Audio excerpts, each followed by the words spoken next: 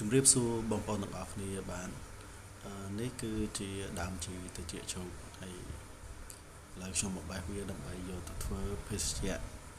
ញ៉ាំដើម្បីបំបត្តិអាការៈកក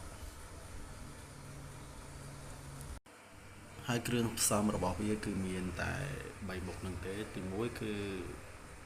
ជាស្លឹកត្រចៀកជ្រូកប្រហែលជាចំនួន10សន្លឹកសម្រាប់ការហូប2ដងហើយទី2គឺក្រូចឆ្មា1ផ្លែទី3គឺទឹកឃ្មុំសម្រាប់គ្រឿងផ្សំងាយៗដើម្បីបានសុខភាពល្អនិងបាត់អាការៈកកបាននេះជីស្លឹកជាជ្រូក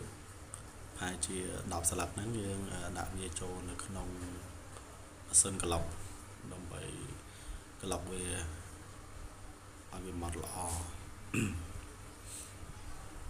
ពេលដាក់ចូលនៅក្នុងម៉ាស៊ីនក្លុកហើយគឺយើងដាក់ទឹក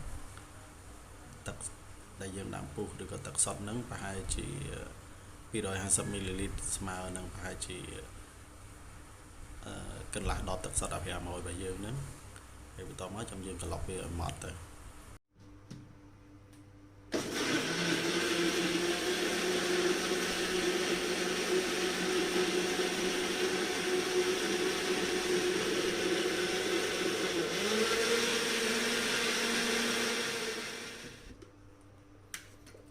ខ្ញុំប្រើកែវនេះ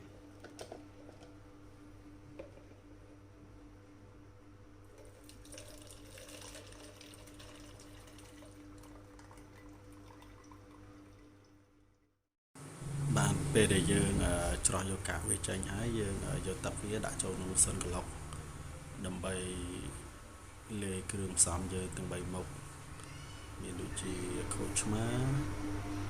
ហើយនិងទឹកឃ្មុំគឺយើងដាក់វាចូលនៅក្នុងម៉ាស៊ីនក្លុកទឹកឃ្មុំដាក់1ស្លាបព្រាបាយឲ្យវាคล้ายជាល្បាយស្មើសាច់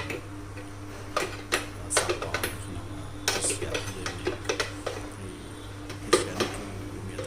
យើងកុំប្រើស្ករយើងប្រើទឹកឃ្មុំ